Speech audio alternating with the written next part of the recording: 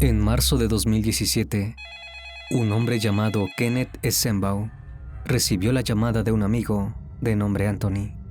Le preguntaba si podía guardar una nevera en el sótano de su casa porque se había quedado sin electricidad y no quería que se le echara a perder el congelador lleno de carne.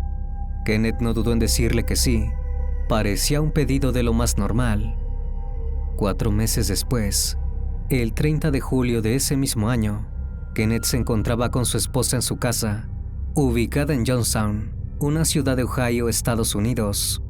La mujer quiso abrir aquella nevera para tomar algo de carne picada para hacer albóndigas y le prometió a su esposo que luego le repondrían a Anthony lo que usaran. Fue entonces cuando advirtió que el electrodoméstico estaba sellado con un candado gigante. La pareja no pudo contener su curiosidad y forzó la puerta del congelador, pero lo que encontraron les quitó la respiración. Había restos que no parecían de animal, metidos en varias bolsas de plástico. Llamaron a la policía, que se encontró con brazos, piernas, dientes y partes de una columna vertebral. Pero lo más terrorífico no fue el hallazgo en sí mismo, sino el hecho de que la exnovia de Anthony llevaba varios meses desaparecida. Buenas noches, bienvenidos al Criminalista Nocturno.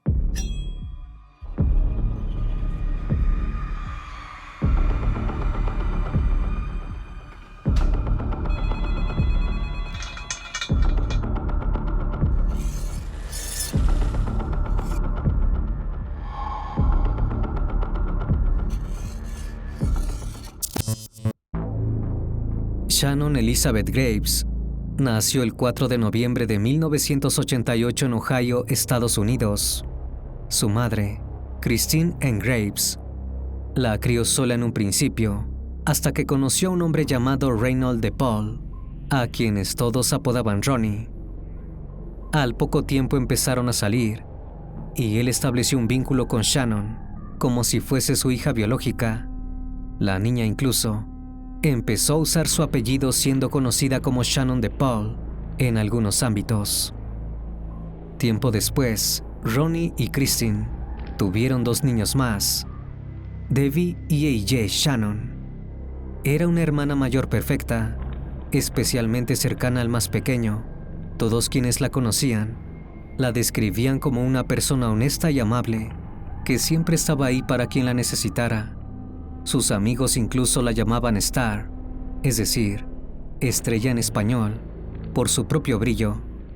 Estaba segura de que tendría una gran carrera en el mundo de la belleza, pero tras el fallecimiento de su madre en 2013, la vida que había planeado tomó otro camino. Comenzó a consumir sustancias y a salir con hombres que no la trataban bien. Luego de terminar el secundario, estudió cosmetología y en 2016 obtuvo su certificado en la Escuela de Belleza Rafael de Borman. Todo parecía mejorar poco a poco, hasta que apareció alguien en su vida que la cambiaría para siempre.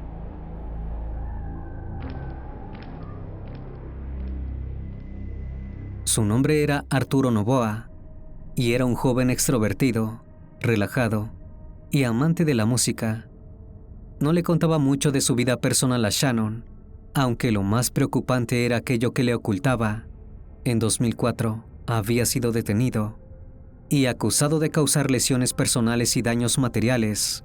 Unos meses más tarde, se fugó de la prisión en la que cumplía condena y se levantaron cargos contra él, como así también por obstruir los asuntos oficiales de la prisión.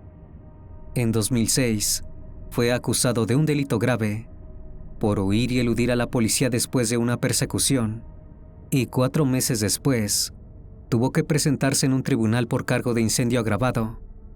Arturo salió de la cárcel en 2008, pero fue desalojado de su casa y volvió a quedar bajo vigilancia acusado de allanamiento.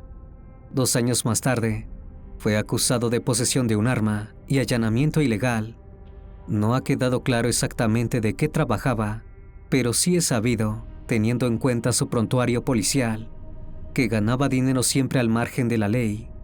De hecho, a veces usaba un nombre falso, Anthony González. En el verano de 2016, Arturo conoció a Shannon y el flechazo fue automático. Parecía el novio ideal, por lo que no tardó en presentárselo a su hermana Debbie. Estaba orgullosa del vínculo que mantenían.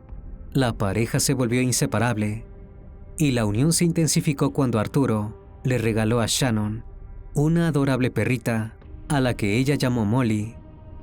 Llegadas las fiestas de Navidad, Shannon se reunió con su familia y festejaron a lo grande. Nada parecía indicar que la joven estaba pasando por un mal momento. El 25 de febrero de 2017, Debbie se topó con Shannon y Arturo en la calle y hablaron de trivialidades, como el festejo de cumpleaños de Debbie que se avecinaba. Lo extraño fue que el día de aquel evento, Shannon no se presentó a la fiesta y tampoco dio explicaciones. Su familia la consideraba una persona de espíritu libre, con muchos amigos, así que eligieron creer que estaba ocupada y que quizás llegaría luego con alguna explicación. Pero esto jamás sucedió. A partir de entonces, Shannon dejó de comunicarse con su familia, no dio explicaciones a Debbie sobre su ausencia y tampoco apareció en el festejo de Pascua. Como si todo esto fuera poco, su registro laboral indicó que dejó de presentarse después del 27 de febrero de 2017. Los familiares de la joven se pusieron en contacto con todos sus conocidos, esperando que alguien tuviera noticias de su paradero. Algunos afirmaron haberla visto por última vez aquel febrero, en una fiesta, discutiendo con un chico. Ese mismo día, Shannon se había puesto en contacto con un exnovio, cuyo nombre no trascendió ni tampoco contestó en ese momento. El joven contó que no recibió el mensaje hasta más tarde y que luego de eso no pudo ponerse en contacto con Shannon.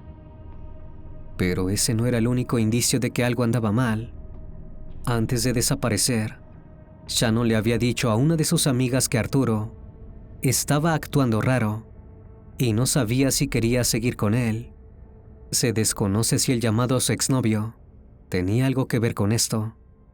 Finalmente, Ronnie llamó a Arturo para preguntarle si había visto a Shannon durante los últimos 2 meses. El joven le dijo que se habían separado y que ella se había mudado a Cleveland para estar con otro muchacho. Los Graves no podían creer que Shannon se hubiese mudado a otra ciudad sin avisarles. Ronnie y Debbie definieron que lo mejor sería ir hasta el apartamento de Shannon para ver si encontraban alguna pista que los llevara hacia ella. Pero lo que advirtieron allí fue aún más sospechoso. Shannon se había marchado, dejando su vehículo estacionado en el patio y su teléfono celular dentro de la casa. Lo único que faltaba de sus más preciadas pertenencias era el perro que le había regalado Arturo. Hasta donde sabía su familia, Shannon vivía con él cuando desapareció, pero casi al mismo tiempo, el hombre fue arrestado por posesión de drogas, así que no pudieron hablar con él. Las siguientes semanas, Ronnie y Debbie meditaron sobre qué hacer con respecto a la ausencia de Shannon, hasta que en junio denunciaron su desaparición a la policía local. Relataron a los agentes que la joven había tenido problemas de adicción en el pasado y confesaron que no era poco habitual que pasara largos periodos sin comunicarse con ellos. Pero también afirmaron que era la primera vez que parecía haberse borrado de la faz de la tierra. La policía lanzó un comunicado para que cualquier persona que tuviera información que pudiera llevarlos al paradero de Shannon se pusiera en contacto con ellos de inmediato. También revisaron cárceles y hospitales, pensando que la joven podría haber terminado en un lugar así, en caso de haber vuelto a consumir drogas. Pero no hallaron rastros de ella. Al ver que la búsqueda no avanzaba, la policía presentó una solicitud para obtener los registros telefónicos de Shannon. Además, decidieron interrogar al círculo más cercano de la joven. Todos señalaron que Arturo era la persona con más posibilidades de haber sido el último en verla con vida, pero una vez que salió de prisión y fue entrevistado, les dijo a los agentes exactamente lo mismo que le había relatado a Ronnie. Esto complicó la investigación, ya que al no saber exactamente en qué fecha había desaparecido Shannon, tampoco había forma de comprobar si Arturo tenía una coartada sólida. Lo único que los detectives sabían era que nada indicaba que Shannon tuviera un nuevo novio, y eso volcó todas las sospechas en contra de alguna de sus exparejas. Al enterarse de la existencia de otro exnovio de la joven, llamado John, los detectives decidieron enfocarse en él. Tenía su propio negocio de techado, pero además contaba con antecedentes penales por tráfico de drogas. Al indagar más en la relación entre él y Shannon, los agentes supieron que la pareja había roto porque John había sido condenado a prisión. Todos los allegados de la joven afirmaron que se había sentido decepcionada por el comportamiento de su expareja. Como si todo esto fuera poco, John había salido en libertad pocas semanas antes de que Shannon se le hubiera perdido todo rastro. El detective Mike Lambert, del Departamento de Policía de Johnstown, afirmó que John tenía tanto motivo como oportunidad para dañar a Shannon. El joven fue interrogado por la policía, pero afirmó que no veía a Shannon desde febrero de ese año.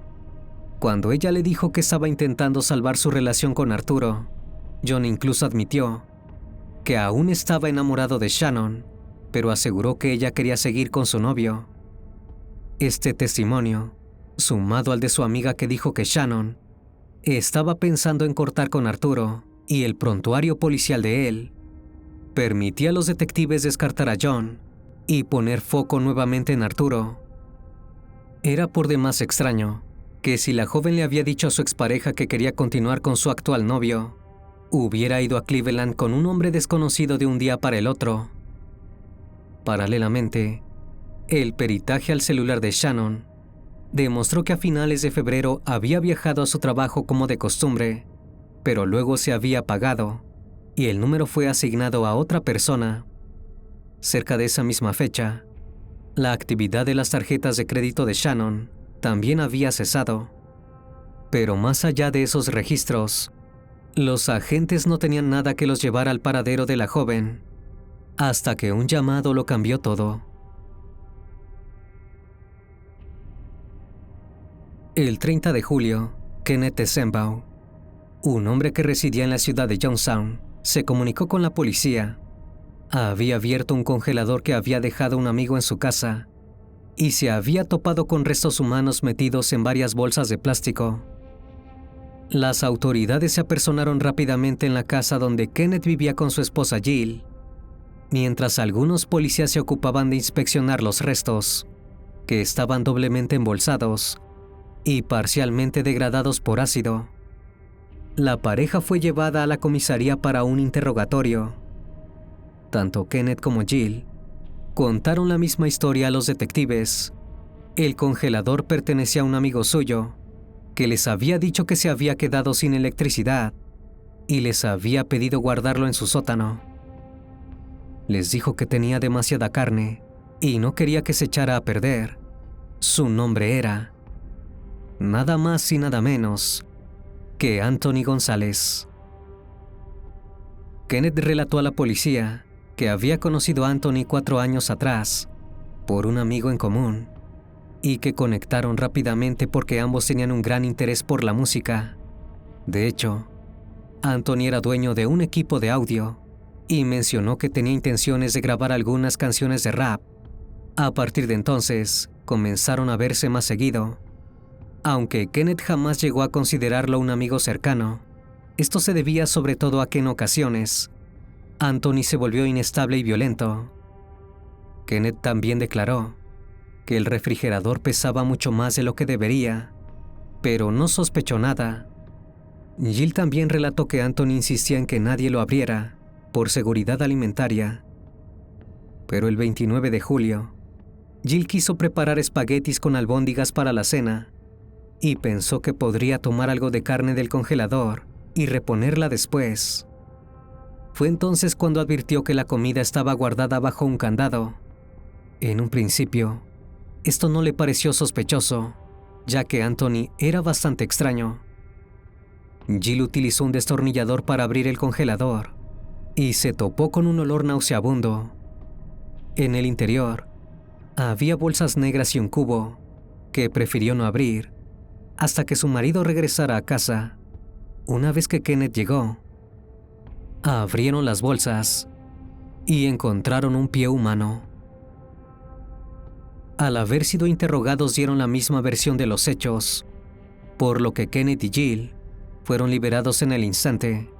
Los investigadores supieron entonces que Anthony González era el alias de Arturo Novoa. Kenneth no solo desconocía el verdadero nombre de su amigo, sino que tampoco estaba al tanto de que tenía antecedentes penales relacionados con las sustancias ilícitas. Nuevamente, el novio de Shannon quedó bajo el foco de la policía y todo parecía indicar que los restos pertenecían a ella. Un primer examen forense reveló que uno de los pies hallados en la bolsa del congelador tenía tatuado un escorpión, al igual que el que tenía Shannon en uno de los suyos. En honor a que era del signo escorpión, la identidad del cuerpo se confirmó por completo a través de sus huellas dactilares. Pero había un problema. Faltaba la cabeza, que había sido separada del resto del cuerpo.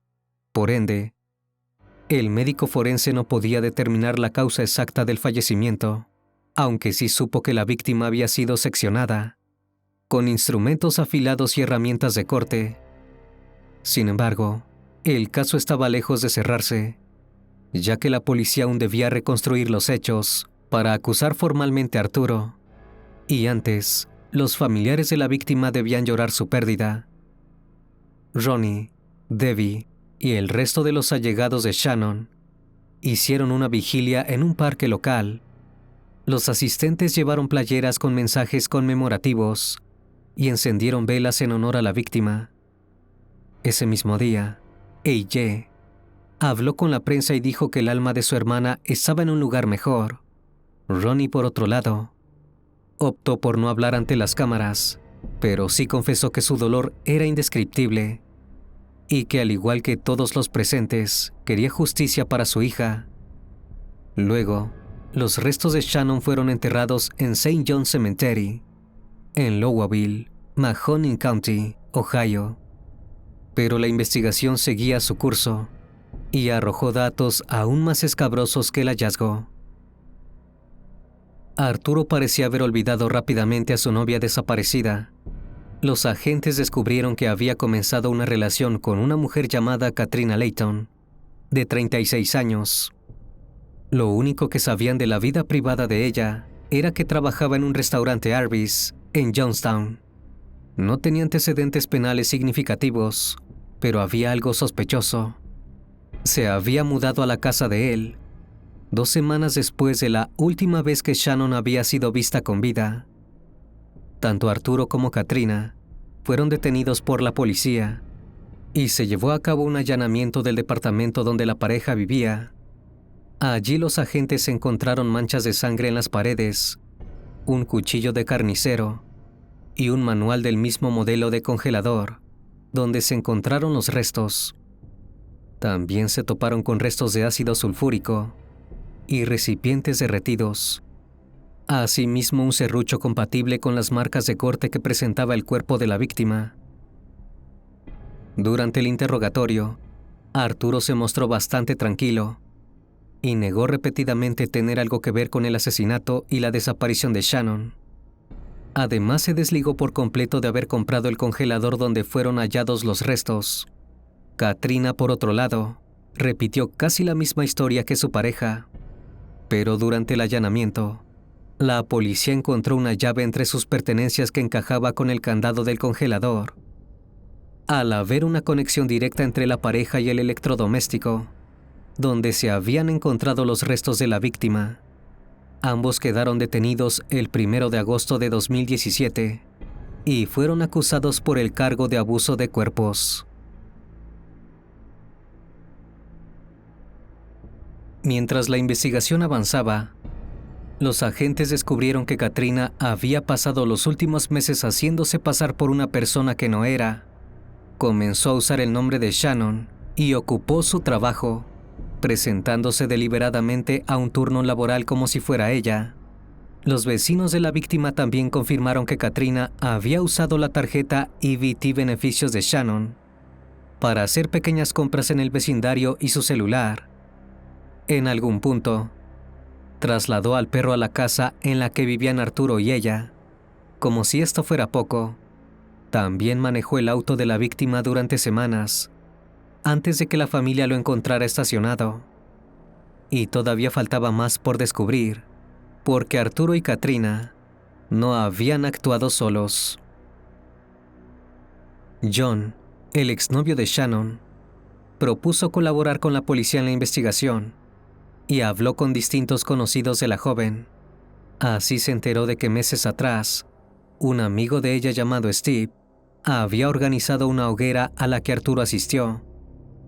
Al ser entrevistado por la policía, Steve declaró que Arturo había usado el fuego para quemar lo que parecían ser objetos personales. Aseguró haber intentado saber qué se traía Arturo entre manos, a lo que éste le contestó que quería deshacerse de la ropa de Shannon, porque supuestamente lo había engañado con otro. Steve también declaró que esa misma noche apareció un amigo de Arturo llamado Andrew Herman. Ambos hombres se dedicaron el resto de la reunión a quemar aún más objetos que pertenecían a Shannon. Todos los presentes que hablaron con Arturo esa noche confirmaron que había dicho que quería deshacerse de los objetos de su novia por la presunta infidelidad. La casa de Steve fue allanada y la policía encontró restos de una hoguera, entre los que pudieron recuperar cenizas y un brazalete que había pertenecido a la víctima. La investigación se abocó entonces en Andrew, que parecía a todas luces cómplice del asesinato. La policía comenzó a investigar más a fondo y contactó a una mujer llamada Jamie, quien mantenía una relación con Andrew, y a su esposa Michelle Enev. Jamie declaró a la policía que Arturo y Katrina habían asesinado a Shannon y que Andrew la había seccionado. También narró que la nueva novia del sospechoso estaba celosa de la relación de Shannon con él.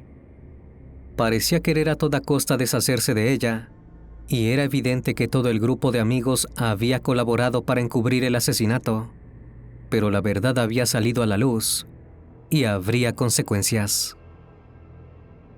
La policía consiguió pruebas de que Michelle había amenazado a varios testigos con el fin de obstruir la investigación para encubrir el crimen, diciendo que si hablaban, acabarían como Shannon. En septiembre de 2017, Andrew y Michelle fueron arrestados y quedaron en prisión preventiva a la espera del juicio. Durante el tiempo que duró la investigación, el padre de la víctima, Ronnie, falleció repentinamente y Debbie comenzó a acudir a un terapeuta para superar el trauma de haber perdido a su hermana y padre en tan poco tiempo. También se ocupó de su hermano AJ y del perro de Shannon. Al cargo de abuso de cuerpos que se había levantado en contra de Arturo y Katrina, se sumó el de homicidio agravado. Antes de que comenzara el juicio, las autoridades pudieron llevar a cabo una reconstrucción del escabroso crimen que el cuarteto había llevado a cabo. En abril de 2016, Arturo y Shannon comenzaron una relación que escaló rápido, al punto de mudarse juntos. Sin embargo, pronto tuvieron problemas y ella pensó seriamente en terminar con él en varias ocasiones. El 24 de febrero de 2017, se encontraba en la casa de Shannon, en Mohannin Avenue. En algún punto, le propinó varios golpes en la cabeza a su novia, con un objeto metálico pesado, y le quitó la vida.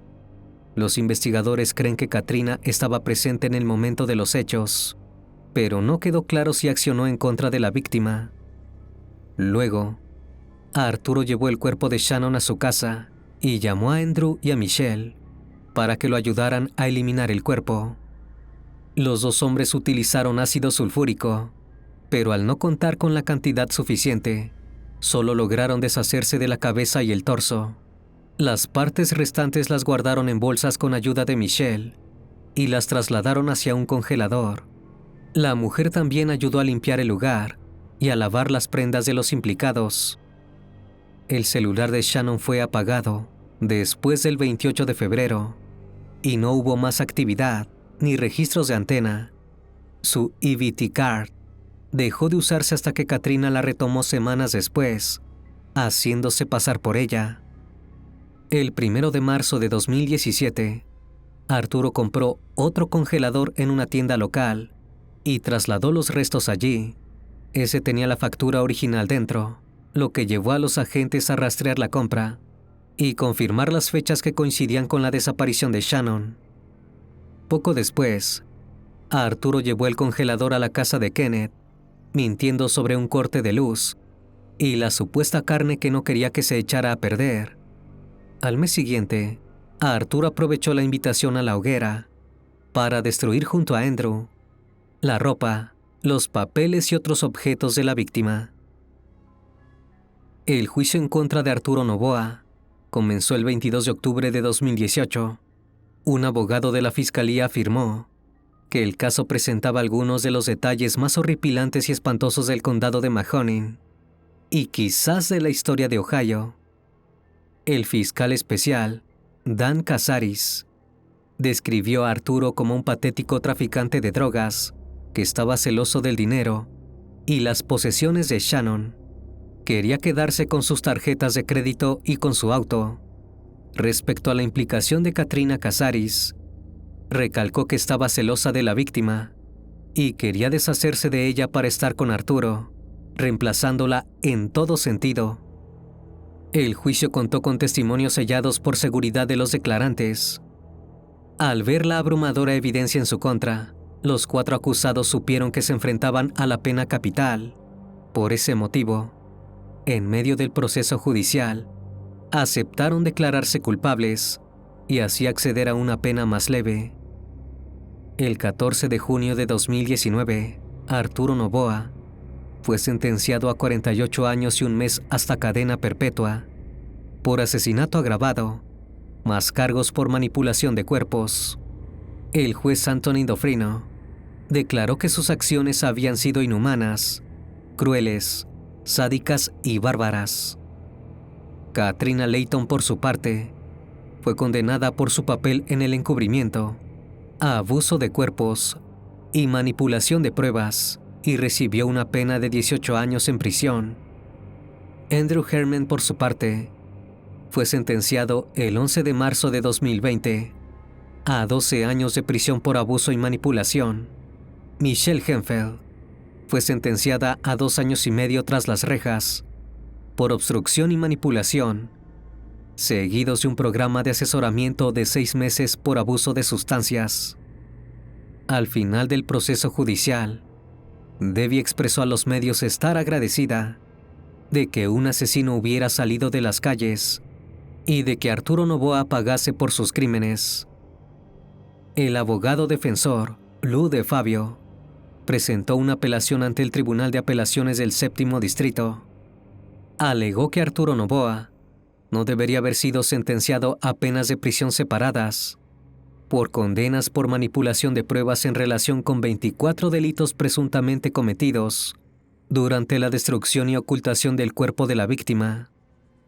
DeFabio también argumentó que la declaración de su cliente no había sido consciente, inteligente y voluntaria, porque el juez del Tribunal de Causas Comunes del Condado de Mahoning no le informó sobre la pena máxima que enfrentaba. Sin embargo, la Fiscalía General de Ohio declaró que el juez le había advertido claramente a Arturo Noboa que podría enfrentar hasta cadena perpetua. A pesar de la disconformidad, finalmente la sentencia fue ratificada. Luego de que culminó el proceso legal, Debbie creó una página en redes sociales para mantener vivo el recuerdo de su hermana. Suele visitar su tumba en St. John Cemetery e incluso tiene un ritual. Después de cortar el césped, pinta con aerosol un gran corazón rosa junto a la lápida, ya que era el color favorito de Shannon. El torso y la cabeza de la víctima nunca fueron recuperados, debido a la disolución parcial con ácido y el descarte posterior. Debbie y sus allegados jamás podrán darle a la joven la sepultura que merece. Shannon fue asesinada de manera brutal, cuando aún tenía una vida entera por delante. El ensañamiento con el que actuó el asesino y la impunidad con la que se manejaron sus secuaces nos deja en claro que hay personas que no son capaces de dimensionar el mal que pueden generar. Una vez más, estimado público, agradezco su compañía. Gracias por estar presentes en esta nueva transmisión. Recuerden que ahora pueden encontrar los episodios en Spotify, Apple Podcast, Amazon Music y, por supuesto, en YouTube Music. Me despido de ustedes con un fuerte abrazo. Y si tú aún no estás suscrito, te hago la cordial invitación a que lo hagas y formes parte de esta gran comunidad. Esto es El Criminalista Nocturno. Hasta la próxima emisión. Buenas noches.